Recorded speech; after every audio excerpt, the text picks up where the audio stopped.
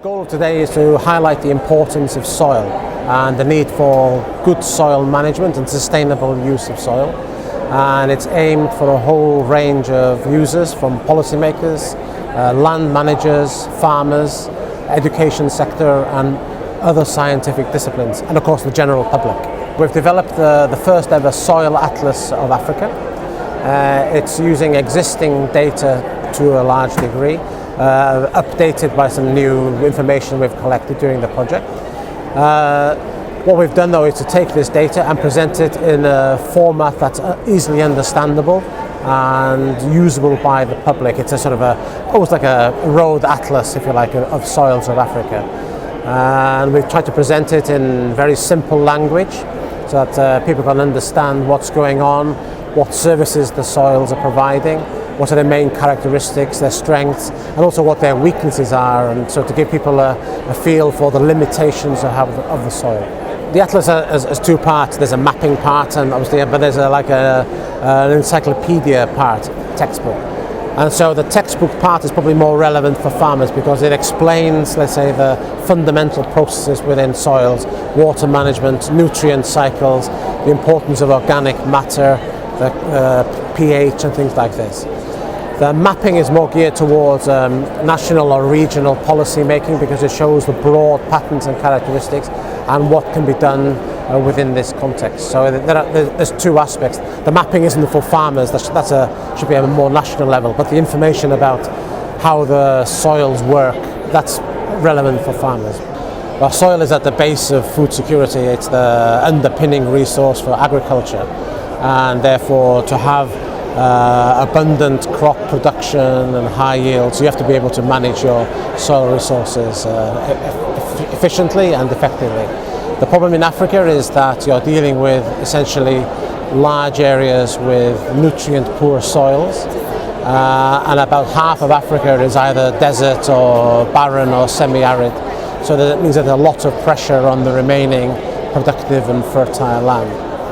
Unfortunately, there are increasing pressures on these soils across Africa from pollution, mineral exploration, deforestation, and an increasingly urban society, which means that more and more people are dependent on fewer and fewer farmers, and there's a lot of pressure on the soils. Specifically for Africa, the problem is that there's a large amount of rural poverty, which means that people aren't able to provide fertilizers for the soils, and so the nutrient levels of these already challenged soils are decreasing, and so essentially there's a drain on the natural resource capital of Africa. And what the atlas tries to do is to show how the soils of Africa vary by region, what are their characteristics, what are their strengths, what are their weaknesses, and what can be done to maybe improve the situation. What we do in the atlas is to try and promote a number of low-cost, low-technology solutions. Conservation agriculture is a term that's widely used, where we try to limit the amount of ploughing because that then disturbs the soil. Trying to incorporate crop residue, so when you harvest your corn or your wheat, you don't burn the stubble, that you plough it back into the land so that you increase the organic matter content of the soils. Using plants to naturally fix nitrogen, for example, into the soil, so you become less dependent on mineral fertilizer.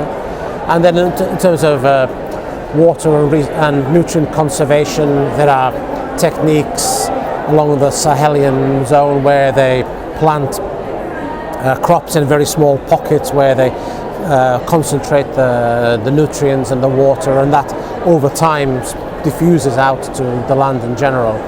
So there's a lot of indigenous farming practices that were abandoned in terms of, let's say, more conventional systems, which are now making a comeback because they're more gentle on the soil, shall we say.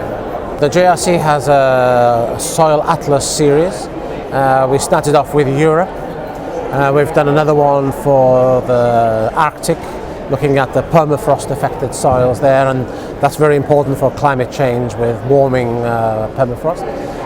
We've produced the one for Africa, now in English, and next year we will release a French version of this. and early next year we will produce one for Latin America, so South and Central America and the Caribbean.